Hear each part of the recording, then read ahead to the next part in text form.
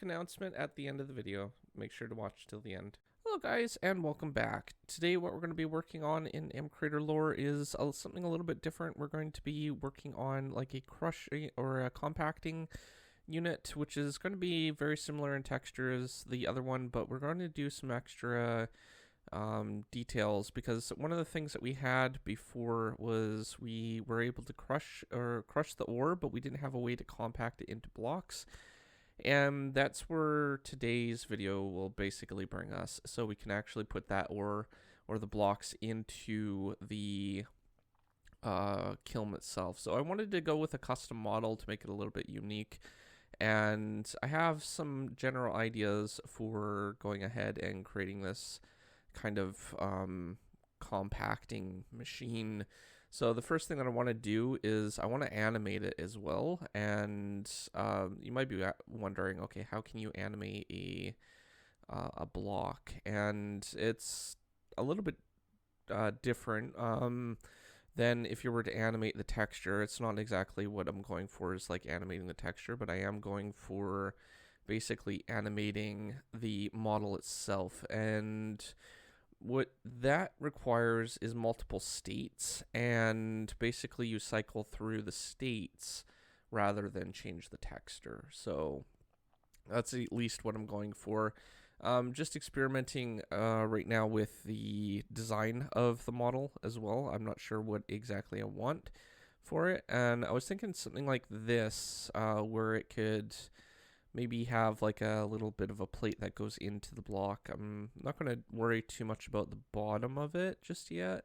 We can always update the texture. We don't necessarily need to alter the model itself to make it look like that part goes in, but basically I want to have it so it kind of goes like this and kind of compacts whatever is in that little bottom part.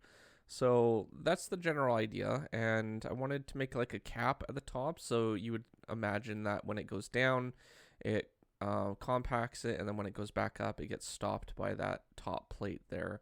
And then what I needed to do was I needed to actually make a texture thing for it. I'm not going to use this entire texture, I just needed the general shapes for a lot of these things.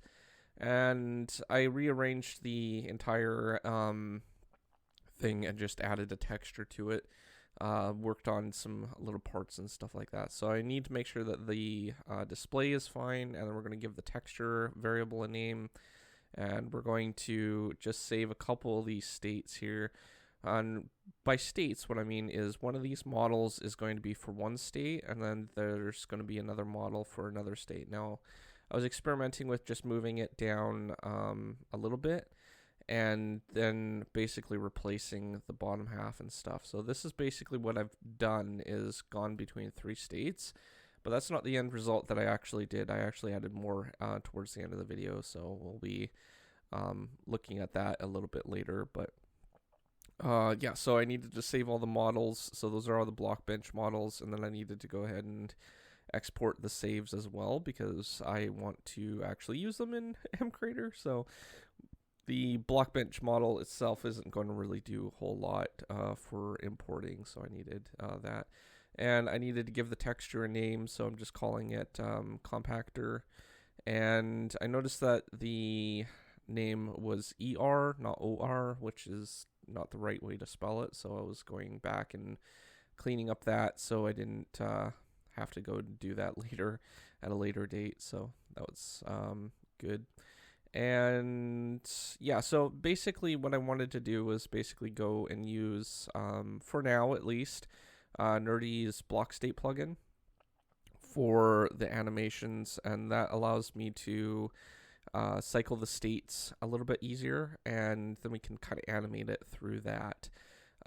Later in the future, one day when full support for block states actually get added, MCreator is working towards adding full block state support. So one of these days I'll be able to migrate that over to its own unique system, probably with even more customizable options than just numbers. So we'll have hopefully strings and other options for like booleans and stuff for block states as well that we'll be able to use, which will be pretty cool.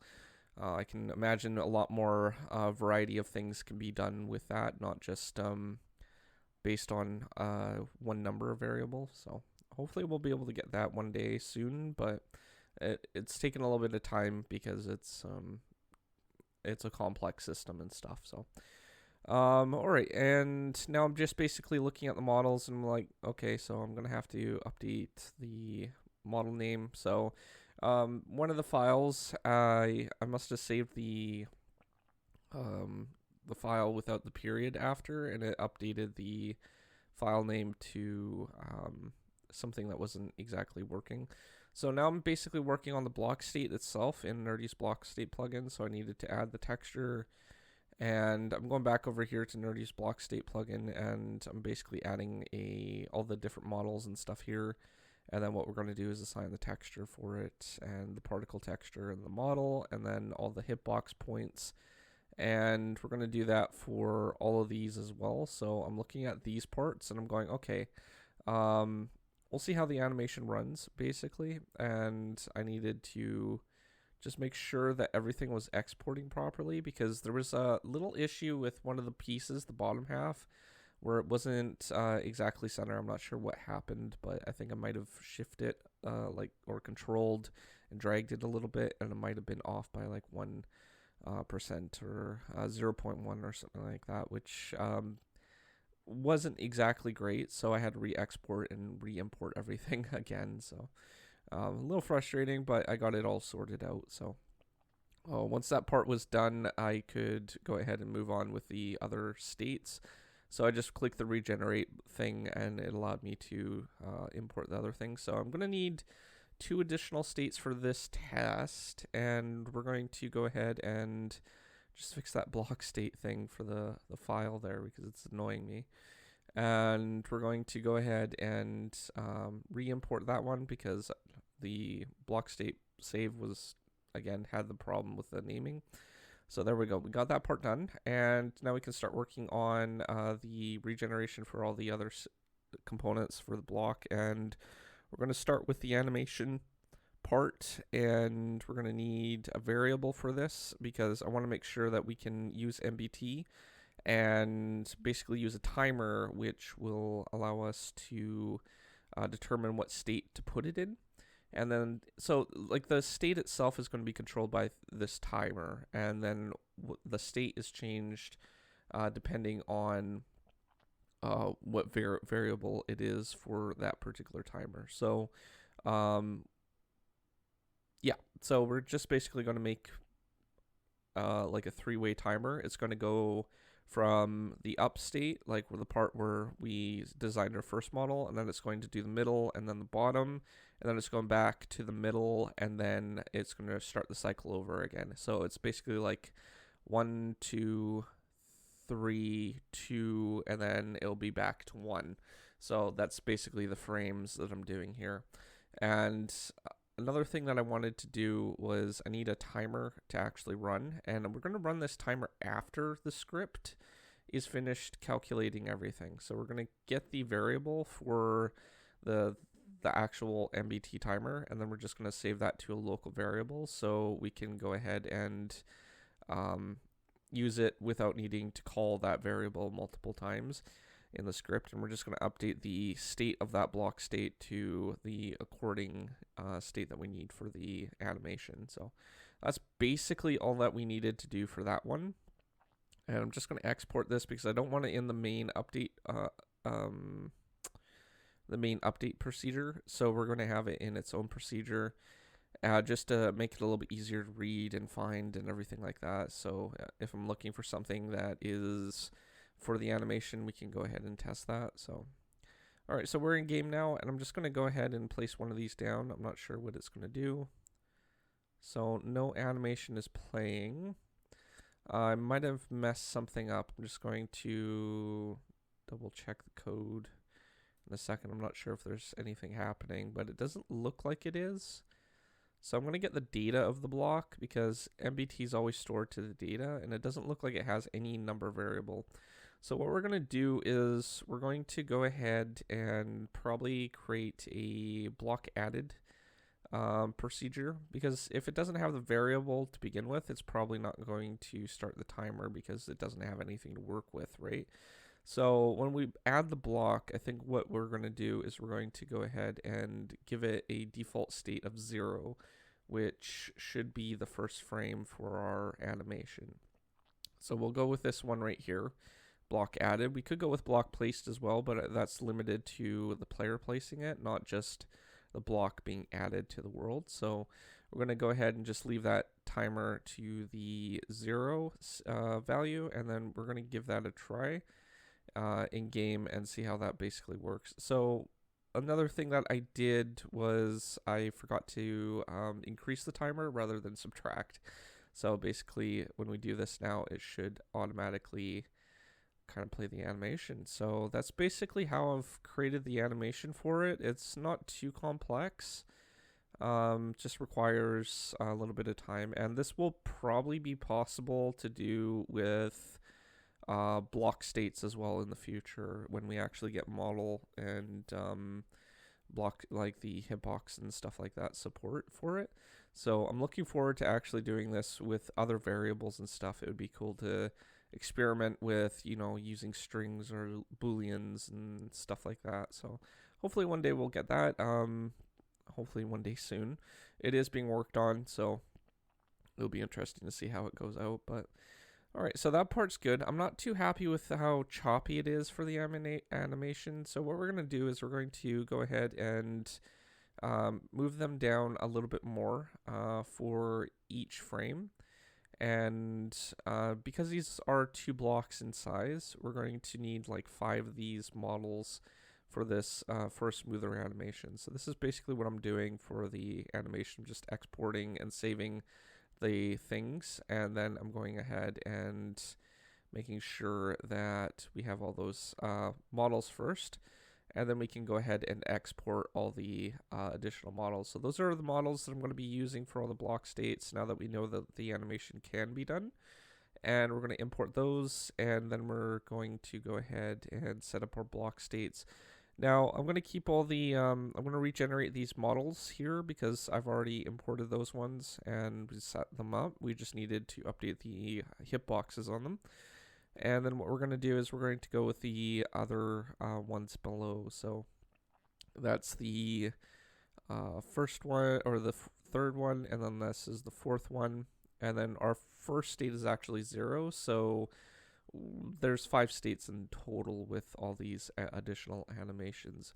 So same idea as before. What we're doing instead with the script is we're going to go from 1, 2, 3, 4, 5, and then 4, 3, 2, and then it'll be starting the cycle again at 1. So it'll kind of do that. So we're going to need 2 conditions for different time periods with our script. So I'm looking at the time as well. It was a little bit choppy, like slow for the animation, and we can lower the amount of time that it takes. I'm going to set the animation speed for each one of these basically transitions into another state to probably about 5 ticks. That should be enough where it will be a little bit smoother. So we're going to start with 0, and then it's going to end at 4. And then the next one is from 5 to 9. And basically it's always going to land on a 4 or a 9 when it's finished its state. And it's always going to start with an even number, such as like a 5 or 25 or something like that. And it's always going to end with like the other variable. So I needed to kind of calculate all this with the variables and stuff like that because I needed to know how much I was going to do that. So once I got the part figured out, I could go ahead and just tweak a few things. And I'm going to place this down now, and it's a lot smoother now. So that's kind of what I was imagining when I first created it. So you can kind of see that it kind of goes like that and stuff. Now, the top texture on the part there, it could be maybe a darker inline where the part goes into the block. I think that might make more sense. And if we were to want to expand this in the future with actual block states and stuff like that, I think it would be cool to actually have some ore in the area as well. So we might do that one of these days when we actually get the block state support. So one of these things that I'm noticing is the player doesn't actually go up with the animation. I think it's because they're actually technically falling through when it goes up on the first tick. So I'm going to see if I can't fix that and get the player upwards. So I'm going to add a condition for the states here. We're just going to go ahead and grab these three, and I'm actually going to only need to create the part where there's the very starting part when the tick happens. We're just going to add them like this. So we're going to put this in its own procedure. This is going to basically, I think what we're going to do is like teleport the player instead. And if that doesn't work, then I'll have to experiment with the movement vector and everything like that and see how much thrust we're going to need to actually get the player up onto the same level. That would probably be the more ideal way of doing it, but I want to see if it can be, at least for now, done through the teleporting and see how that works out, because there's a couple ways that we could do it. We could do it through teleportation, or we could do it through commands through teleportation, or we could even do it through movement vector. So there's a few different ways that we can play around with it. So I'm just going to increase them about 1 pixel, because that's what you would normally do for most entities if they were going up. Like, we're going to get the y-axis, and that didn't actually work too well, so I started playing in with the commands. Now the commands seemed to run fine in game, but they were a little bit smoother with the script that I added here, but it still was a little bit choppy, and I think that's where movement vector would probably be ideal for actually doing at a later date, is to calculate how much thrust or gravity the entity has, and then kind of calculate how much we're going to need to kind of go up. So you can kind of see it kind of like makes the entity jump a little bit. And even though there's only technically supposed to be going up 1 block, like, or 1 pixel, it's still extremely choppy. Like, it feels like I'm going above that 1 pixel. And I'm not sure if there's really any particular way to go around that with teleportation. So it would have been ideal to have them just kind of pop up like that, but we might need a little different system in the future. But overall, I'm pretty happy with the design, and it looks really good with the mechanics and stuff like that. So let's go ahead and start creating the crafting mechanics for the blocks. We're going to start with something really simple, just one of them, and we're going to need the GUI first. And I'm going to have 2 slots. I was originally going to add 9 slots, 1 for each slot. Then I was like, okay, it would probably be easier if we wanted to automate the system to have it where we could go ahead and actually just import things into a single slot and then have things go out of a single slot. So I dropped the crafting grid kind of design for just a single slot mechanics. And we're going to be testing if the slot has 9 items instead. And then we're going to compact that into a block itself, which will be turned into a block that we can harvest ignites from the kiln. So it'll be kind of like a step process of production, but it will be more realistic than if you were to just throw the dust blocks in and stuff like that. So in short, you get dust from the crusher. Dust gets compacted with multiple items into a single block. The single block is put into the kiln. A single block is then turned into a block of refined ore. So basically like an block of iron or block of gold or whatever, which can then be broken down into ignites. So that's the general idea, and I want to go ahead and create the crafting mechanics. We're just going to use a single test for now for a specific item, and then we'll move it over to tags a little bit later. So I want to make sure that the slot is either empty, so we're using an empty item stack variable or block for that. And then I want to test if the input slot has 9 items of the specific type, so we're going to go ahead and use this block here, and we're going to allow them test for the 9 items there.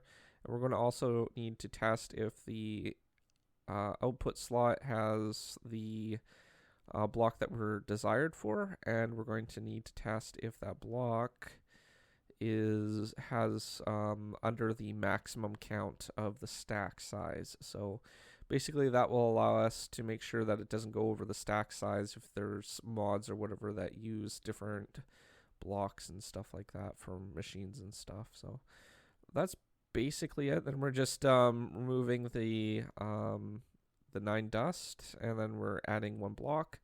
And I'm just going to go ahead and put this in its own procedure as well, so it's all in one place, and then when we need to expand it for other resources, it's a little bit easier to find and manage. So I'm going to go ahead and just run a quick test with our dust that we created from last episode. We're just going to grab some basic ones and put it in here just to see if it works, and yes, it does. So it is compacting.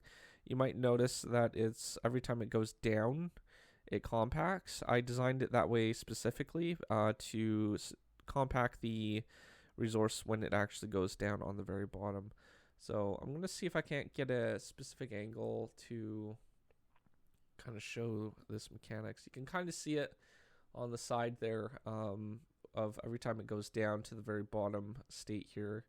It's very hard to see. I can't really improve that because Mojang kind of tinted everything black on the thing, but you can kind of see the animation go down and then it goes up, and then every time it goes down it kind of goes up again. And if you just follow the cursor where my cursor is, you can kind of see that it's kind of crafting every time that it hits the ground there. So that's perfect.